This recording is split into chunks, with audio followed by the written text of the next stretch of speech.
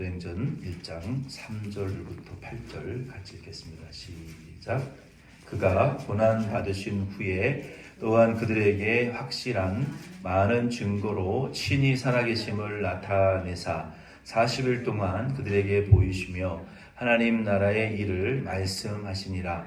사도와 함께 모이사 그들에게 분부하여 이르시되 예루살렘을 떠나지 말고 내게서 들은 바 아버지께서 약속하신 것을 기다리라. 요한은 물로 세례를 베풀었으나 너희는 몇 날이 못되어 성령으로 세례를 받으리라 하셨느니라. 그들이 모였을 때에 예수께 여쭈어 이르되 주께서 이스라엘 나라를 회복하심이 이때니까 하니 이르시되 때와 시기는 아버지께서 자기의 권한에 두셨으니 너희가 알 바 아니요 오직 성령이 너희에게 임하시면 너희가 권능을 받고 예루살렘과 온 유대와 사마리아와 땅끝까지 이르러 내 증인이 되리라 하시니라. 아멘. 예수님께서 이제 부활하시고 승천하시기 전에 제자들을 이제 성경의 사복음서에 보면은 약 12회 정도에 걸쳐서 제자들을 이렇게 만나 주십니다. 부활하신 주님이 예수님께서 그 제자들을 만나시고 그리고 이제 한 500여 명 되는 그 모든 예루살렘 교회 사도들과 성도들 앞에서 이제 마지막 이제 작별 인사를 하시기 전에 예수님께서 여기 사도행전 1장 3절로 8절 말씀에 보면은 여기 2절 말씀에도 보면은 성령으로 그가 택하신 사도들에게 1절 2절부터 보면은 데오빌로여 내가 먼저 쓴 글에는 무릇 예수께서 행하시며 가르치시기를 시작하신부터 그가 택하신 사도들에게 성령으로 명하시고 승천하신 날까지의 일을 기록하였노라라고 말씀하셨죠. 이 사도행전과 누가복음은 이 사도 누가가 기록한 글입니다. 그래서 누가복음을 작성한 이후에 사도행전을 작성하면서 이전에 쓴 누가복음의 기록과 마찬가지로 이 사도행전은 이제 예수 그리스도께서 나타나셔서 가르치시고 또 승천하신 그 날까지의 일을 이제 이전 책에 기록하셨는데 이제 그 예수 그리스도께서 여기 3절부터 이제 8절 말씀에 보면은 고난 받으시고 죽으셨다 부활하심으로 또 제자들에게 증거하시고 그리고 이제 사도들에게 예수 그리스도께서 부탁하신 일이 있어요. 승천하시기 전에 부탁하신 일이 있는데 그것은 뭐냐면은 예루살렘을 떠나지 말라. 비록 고난이 있고 예수의 제자들을 잡아 죽이려고 하는 위협이 있지만 예루살렘 안에 머무는 것이 위험한 일이지만 예루살렘을 떠나지 말아라. 그 예루살렘에 하나님의 약속된 그 성령 부어주심, 성령의 세례를 받는 그 약속이 이루어질 때까지 떠나지 말라 하시면서 그 약속한 성령을 아버지께서 약속하신 구약 시대로부터 예수 그리스도를 통해서 약속된 그 성령 받기를 너희가 기도하라. 그러면서 세례 요한은 물로 세례를 베풀었지만 몇 날이 되지 않아서 너희들이 성령으로 세례를 받으리라라고 말씀하셨어요. 그래서 the baptism of the Holy Spirit. 이 성령의 세례를 너희가 받기 전까지 예루살렘을 떠나지 말아라. 그래서 그 사도들과 사도들과 성도들이 예수님에게 우리가 이스라엘 나라를 로마로부터 독립시켜 주는 날이 그러면 그때입니까? 이렇게 정치적인 그 독립을 아직도 소망하고 있었지만 그때는 하나님께서 역사는 하나님이 알아서 하실 것이고 너희는 그리고 예수 그리스도의 그때 재림도 하나님이 아버지 하나님께서만 아신다 그랬으니까 재림하실 것이지만 8절 말씀에 너희가 성령을 받고 권능을 받아서 예루살렘과 유대와 사마리아와 땅끝까지 복음 증거하는 내 증인이 되는 그 일에 그 초미의 관심을 가지고 너희들이 기도해라라고 말씀하셨어요. 그래서 교회와 성도의 어떻게 보면 가장 주된 초미의 관심사는 세상이 어떻게 되고 정치가 어떻게 되고 국가와 정부가 어떻게 되느냐 그것도 참 중대한 일이지만 우리 교회와 성도들의 중대한 그 목적과 그 삶의 방향성은 어디에 둬야 되냐면은 우리가 성령을 받는 것, 성령 받고 그리고 권능을 받는 것, 권능을 받고 그리고 예수 그리스도의 증인이 되기 위한 그러한 그 모임이 교회이고 그러한 사람들이 성도가 돼야 될 것을 예수님께서 성령과 권능을 받고 증인이 되라라고 땅끝까지 예수님께서 하신 말씀입니다. 오늘은 18가지 성령 하나님의 사역 중에 14번째 그 성령 세례를 베푸시는 성령 하나님의 사역에 대해서 우리가 함께 공부하기를 원합니다. 세례 요한과 예수 그리스도에 의해서 이 성령의 이 불로 세례를 베푸시는 성령 세례가 약속이 되어 있습니다. 그래서 이 역사는 성령 하나님의 신적인 역사이고 성령 하나님께서는 영화로워지신 즉 부활하신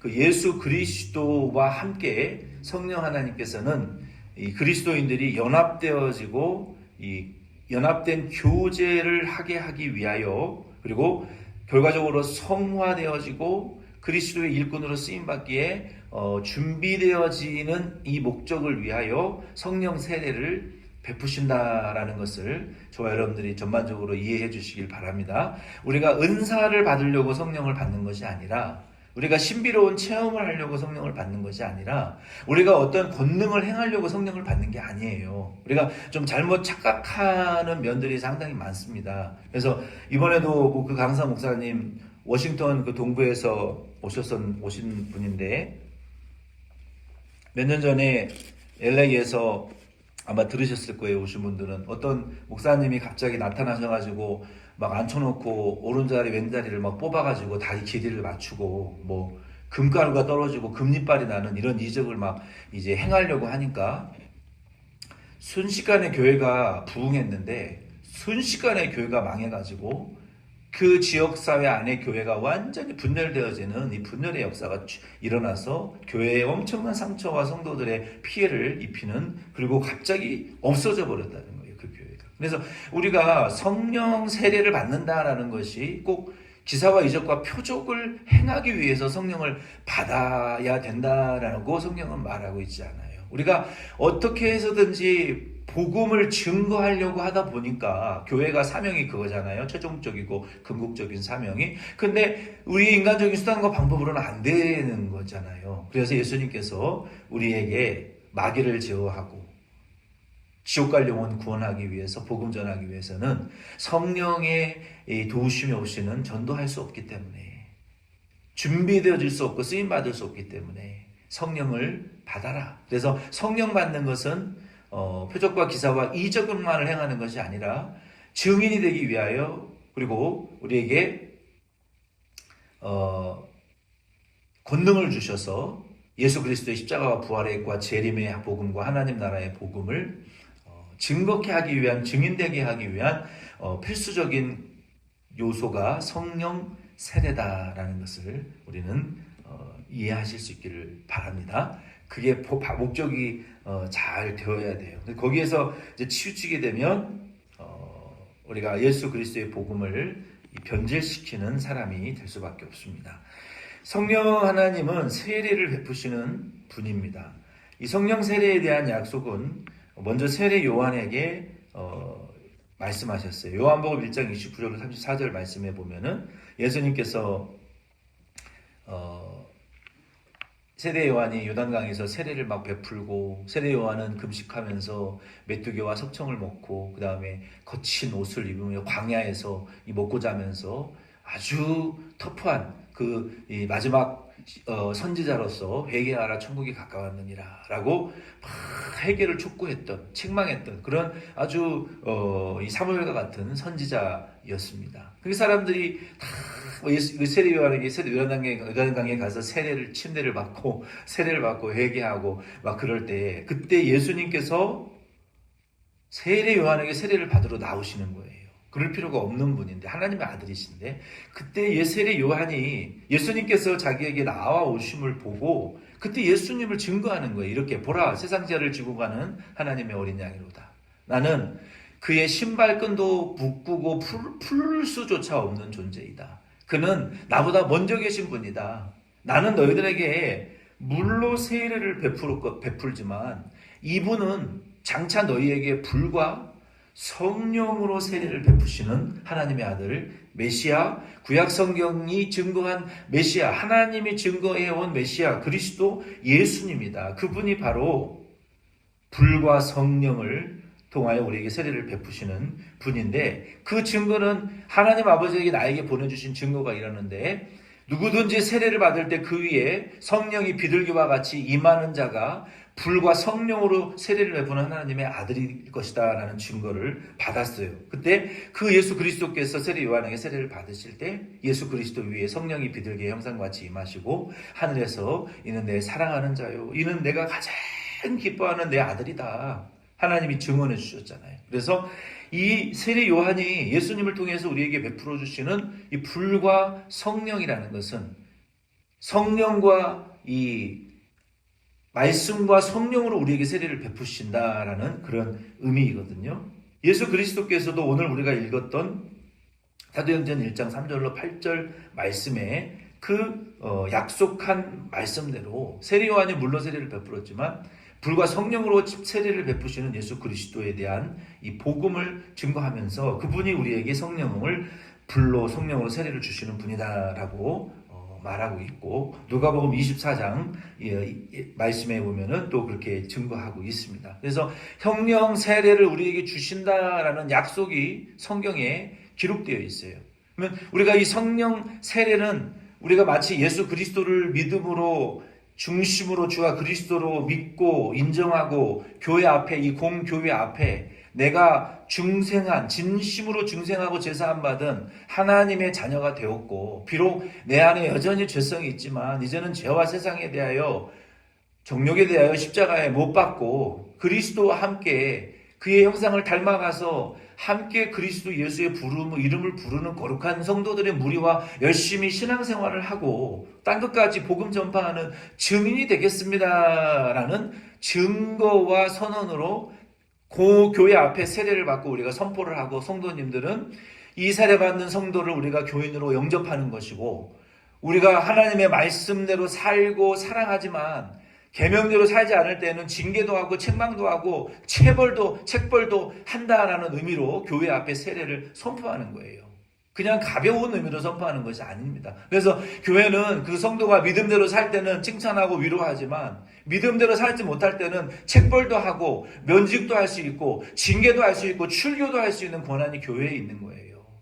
그게 교회의 공회의 거룩한 성격이에요. 그러한 의미로 세례를 우리가 받고 온 교회 성도님들은 그러한 의미로 성도를 세례받은 교인으로 영접하는 거예요. 이게 굉장히 교회의 최대의 축제요, 중요한 아주 교회 그 생활의 관문인데, 우리가 그러한 공교회적인 이러한 예배 형식, 예배적인 이 세례만 받을 때 그 세례만을 우리가 받는 것이 아니라 그 물이 우리의 머리로부터 온몸을 흘러 적시듯이 우리도 성령의 세례를 우리가 머리로부터 발끝까지 받아야 권능을 받고 땅끝까지 복음을 전할 수가 있습니다. 그래서 이것은 약속된 하나님의 축복이고 은혜예요, 성도들에게. 그래서 이것이 엄청난 약속이고 또 우리의 그 권위이고 하나님의 자녀들에게 주시기로 약속한 누리라고 우리에게 주신 성령의 그 축복이기 때문에 우리는 특별한 목사님들이나 성령 충만, 성령 세례를 받는 것이 아니라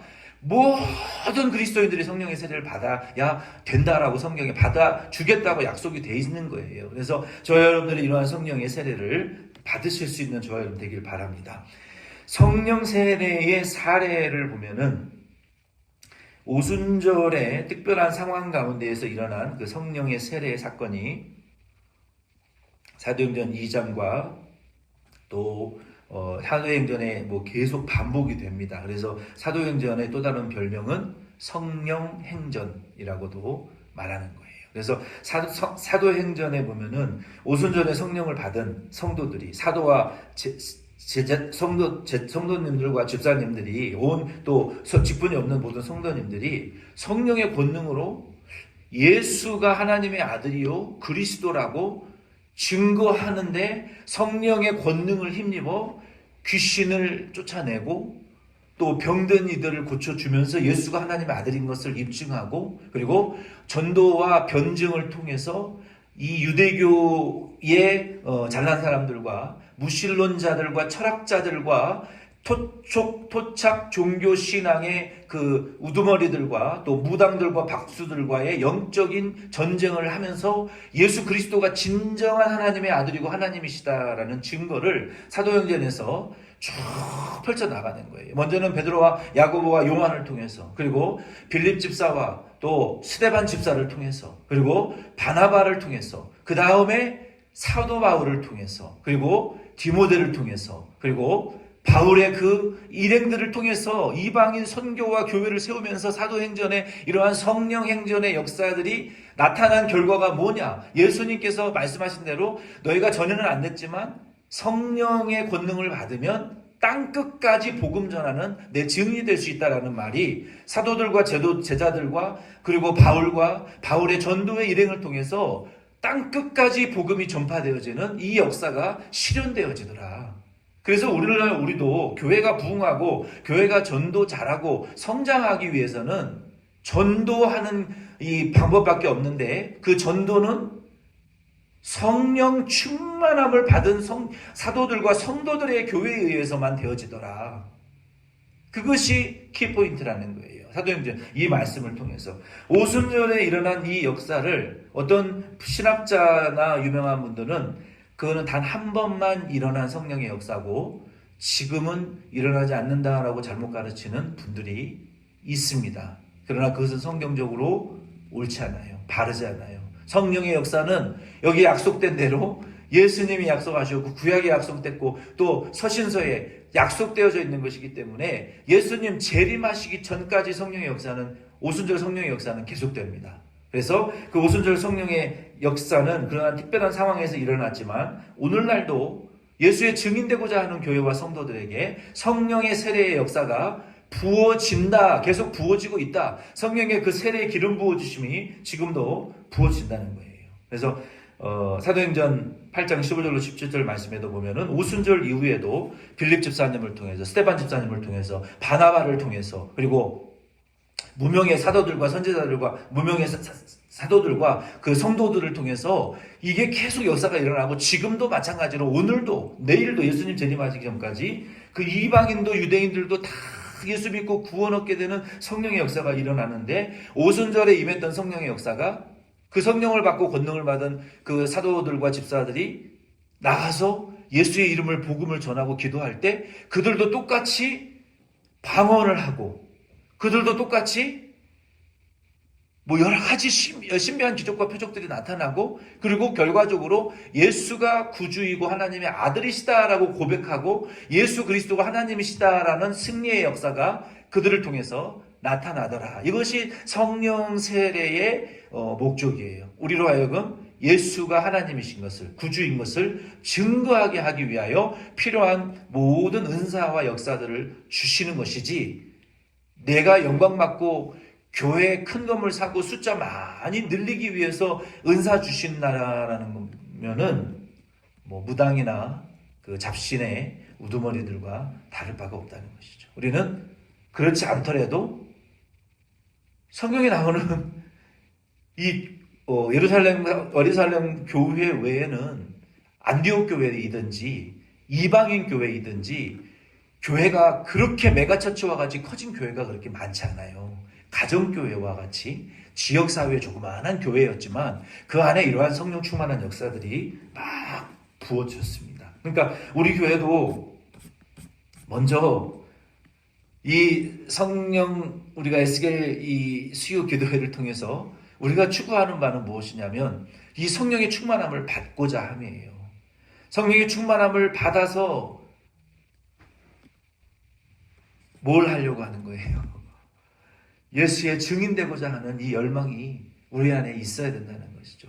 저 지옥 가는 영혼 건져내서 예수 전하고 하나님 나라로 데리고 가고자 하는, 나만 가는 것이 아니라 예수의 증인이 되고자 하는 그 열망이 충만하면 성령 충만인데, 그러니까 하나님이 바울과 같은 사람을 왜 택하셨냐면요, 바울이 뭐 랭귀지를 많이 하고 공부를 많이 하고 그게 그래서 택하신 게 아니라 그 바울 안에 있는 그 열정과 열심과 한 번 딱 목표를 정하면 포기하지 않는 그 열심을 보고 하나님이 바울을 택하신 것 같아요. 물론 은혜로 조건이 보고 택하신 게 아니라 그 사람의 그 근성이, 다른 사람들은 가만히 있는데 바울은 군대도 가만히 있는데 군대 장관에게 가서 내가 가서 다 예수쟁이들 잡아 죽일 테니 체포영장을 발부해 주십시오.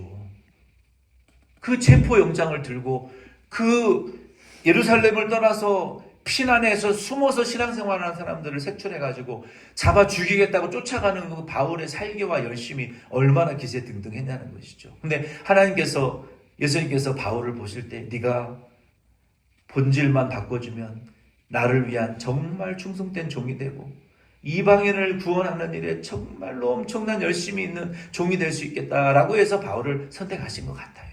그래서 그런 사람을 변화시켜가지고 그 사람을 통해서 남들이 하지 못하는 불가능을 성령으로 가능하게 해버리고 예수의 증인되는 그 일을 얼마나 몇천 명보다도 얼마나 귀하게 쓰임을 받았습니까? 그래서 우리는 교회가 작대고 안 되는 것도 아니고 크다고 무조건 잘 되는 것도 아니고, 중요한 것은 우리가 이 예수의 증인이 되고자 하는 열정이 있느냐, 내가 우리 1세들과 2세들에게 어떻게 해서든지 복음을 전하고 하나님이 저와 여러분들을 이민자로 한국에서 등 떠밀어서 혹은 무슨 이유로 간에 이 미국 안에 우리를 보내신 이유는요, 나를 통해서든지 내 자녀 2세, 1세, 3세, 2세, 3세, 4세, 5세를 통해서든지 아니면 내 자녀의 10대 후손을 통해서든지 당신이 누군가를 구원하고 어떤 교회를 위하여 쓰임받고 어떤 영혼을 위하여 전도하기 위하여 우리를 보내셨다라는 이러한 관점으로 우리가 인생을 살아가고 그 일을 이루기 위해서 우리가 사는 것이 바른 것이라는 것이고 옳은 것이라는 것이죠. 그래서 이 성령의 사례들은, 성령 세례의 사례는 지금도 계속되고 있고, 이 성령 세례의 선물은요, 사도행전 2장 38절로 39절 말씀해 보면은 우리의 삶에 이게 적용되어지라고 우리에게 주시는 선물이요 은사라고 말했어요. 그래서 이 약속은 너희와 너희 자녀와 모든 먼 데 사람 곧 우리 주 하나님이 얼마든지 부르시는 자들에게 하신 것이라. 그러니까 저와 여러분들이 받은 이 성령의 선물은, 예수님의 구원의 선물은 내 자녀와 그리고 내 주변에 있는 사람들과 하나님이 그리스도 예수 안에서 얼마든지 먼데 있는 자들까지 다 불러내시는 그 사람들을 위해서 쓰라고 주신 선물이요 은사라는 거예요. 성령의 세례라는 것은 그것을 위해서 성령 충만을 받으라는 것이죠. 그리고 이 성령 세례의 선물은요, 마지막으로 고린도전서 12장 1절로 13절 말씀에 보면은 우리 그리스도인들을, 우리가 하나 되지 못하잖아요. 교회가 왜 하나가 못 되냐면 빌립보서 3장 4장 1장 빌립보서 전체의 말씀에 보면은 중요한 것은 너희 안에 이 마음을 품으라. 곧 하나님의 아들이시지만 종이 된 하나님의 본체이시지만 우리보다 죄인보다 낮아지신 종된 그리스도 예수의 마음을 품으라 라는 말씀이잖아요. 그리고 우리가 근데 그 마음을 품지 못하는 이유가 알면서도 뭐냐면은요, 서로 하나 되지 못하는 이유는 뭐냐면 성령 세례가 없기 때문에. 성령의 세례를 받으면요, 사도행전 2장이나 4장이나 7장이나 8장이나 사도행전 전체, 그리고 고린도전서 여기 12장 말씀 전체의 말씀에 보면은 성령이 우리 교회 안에 하시는 역사가 있는데, 그게 뭐냐면은 링크, 성도와 성도를 연결시키는 역할을 누가 하시느냐. 에스겔 37장 말씀에 성전 문지방으로부터 그 샘물이 솟아나오고 생기가 흘러나와서 에스겔 골짜기에 있는 그 뼈다귀가 쌓여있는 영혼들에게 힘줄이 입히고 가죽이 입혀서 하나님의 군대로 세워놓는 것처럼, 이렇게 우리가 낙심하고 힘이 없는 교회를 서로 연결시켜서 한 사람이 1000명을 감당하고 약한 자가 강국을 이루는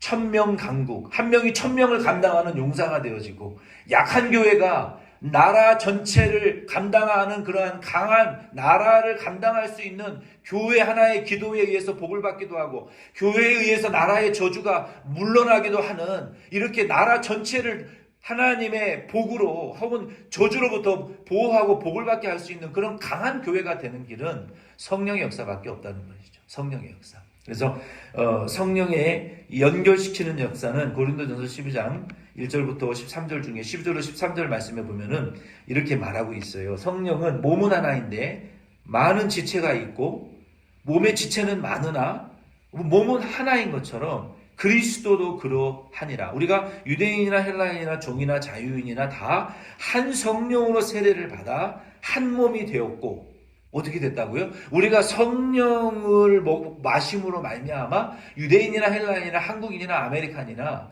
우리는 그리스도의 이 머리에 연결되어진 그 머리의 지배와 통제를 받고 연결되어져 있는 한 몸이 되는 길은 뭐라고요?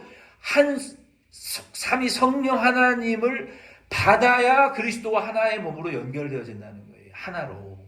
이게 링크, 그리고 한 성령을 통해서만 그 일이 가능하시다는 것이죠. 그래서 예루살렘 교회 안에서 성령 받았을 때 돈이 많건 없건을 떠나서 필요한 사람에게 내게 남는 거 다 갖다 주는 역사가 일어났던 것이지, 그리고 그게 그 역사가 흘러 오버플로잉 돼서 교회 안에 더 이상 구제할 사람이 없을 정도로 서로 평등하게 부여하니까 이제는 우리 주변에 이 가난한 자들에게 이게 성령이 우리에게 임하니까 그들에게도 나눠주고 이게 오버플로잉 할 수 있는 그런 교회가 된 그 근거가 무엇이냐면은 성령이 우리에게 부어지니까 마음이 여유로워지고 충만해지고 흘러 넘치고 슬픔이 없어지니까 욕심이 없어지니까 내 것을 줄 수 있는 교회와 사람으로 바뀌더라는 거예요. 이것이 링크, 성령의 역사로만 서로 연결되어질 수 있는 오버플로잉 처치가 될 수 있는 길은 그 성령이 우리 안에 흘러 넘칠 때만이 가능하다는 것이죠.